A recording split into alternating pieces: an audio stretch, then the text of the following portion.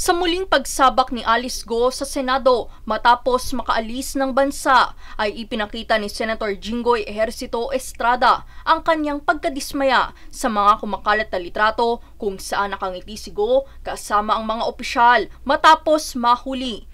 Depensa naman ni Go, ang kanyang pagngiti sa mga litrato ay mensahe para sa kanyang pamilya na siya ay ligtas at nasa maayos na kalagayan.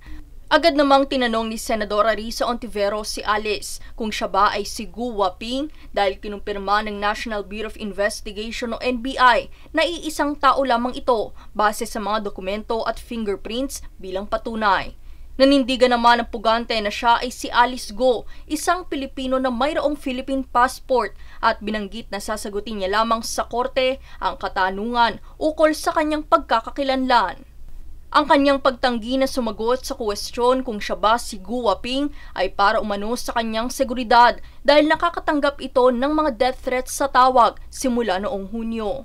Ibinunyag naman ni Alice na sa kanyang pagtakas ay sumakay sila una ng yates sa Metro Maynila Port, ngunit hindi nito alam kung sino ang nagmamay-ari. Matapos nito ay isiniwalat ni Alice na lumipat ito sa malaking barko kung saan kinuha ang kanilang mga cellphone at tumagal ang biyahe ng 4 na araw bago sila lumipat muli sa isang maliit na bangka. Aminado si Alice na siya ay nagkamali dahil kung mayroon umanong pagkakataon na siya ay maaaring umuwi at bumalik ay gagawin niyang umatras sa pagsakay sa barko. Nilinaw din ito na walang ahensya ng gobyerno, opisyal o Pilipino ang tumulong sa kanyang paglisan sa bansa. Nang linawin naman ni Senador Ramon Bong Revilla Jr. kung siya ba ay tumakas o itinakas, ay tumugon si Alice Go na itinakas siya ng taong isinulat niya sa papel.